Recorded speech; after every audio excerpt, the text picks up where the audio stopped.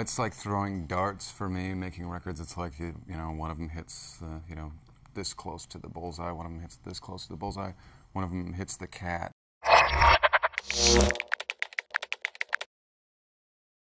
Well, it was different. It was just moments, really.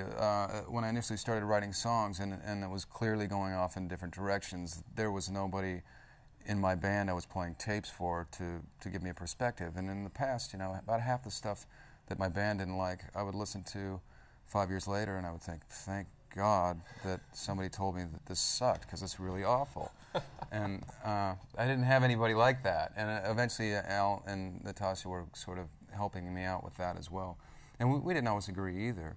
But there's other aspects of it too, like the production of the album. The first day the drummer shows up, I realized that I was always involved in every part of Soundgarden production, but not drums really, because Matt was so good at what he did. I just let him do it. And I had never done it before. And so it's the first day, and the drum sounds are coming up, and it doesn't sound great to me.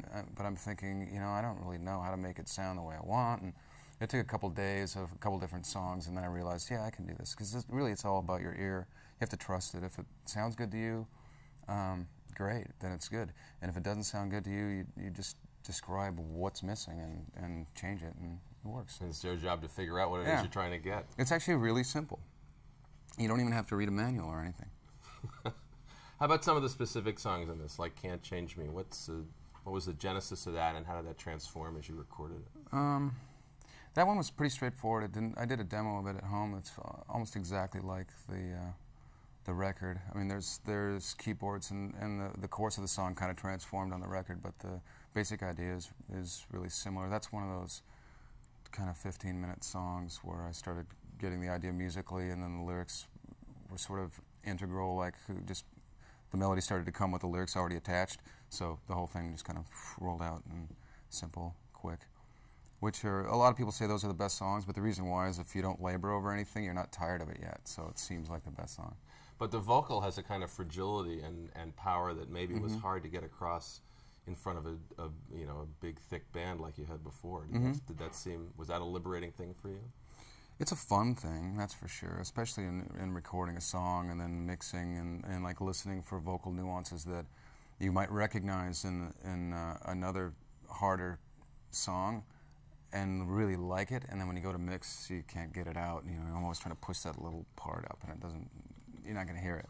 So it's fun when you're mixing and recording. People will hear it a lot. It's the video, so I guess folks will be nibbling at the lyric a little bit. How would you sort of describe what it means?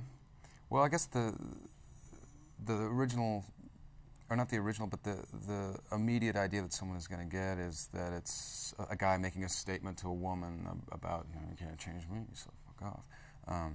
But it's not that really. It's the guy sort of discovering that he's involved with this person that has amazing power in a positive way and can affect positive change, but it doesn't seem to be rubbing off on him anyway. And he's kind of discovering that, and in a sense, it's kind of a sad moment.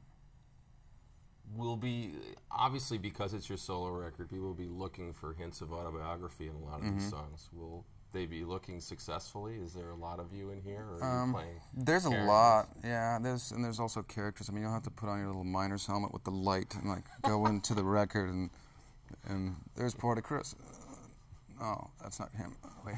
Because, I don't know, you never know. I mean, I'd probably have to read through all the lyrics right now and remind myself of what was the moment that's actually me and what's a character that I'm creating. And some moments that are clearly me are also moments that I've seen in a lot of really close friends, and I could be speaking for me, I could be speaking for them, or you know, hopefully somebody else I've never met before, because the universal quality is the thing that to me is exciting, when somebody can hear lyrics and feel like someone else out there is going through what they're going through, and previously they thought they were the only one, you know. Because that's what human nature is, always thinking, this is horrible, and I'm the only one that's going through this horrible thing, and no one will understand. And then you realize as you get older and you have experiences that everybody really goes through a lot of the same things.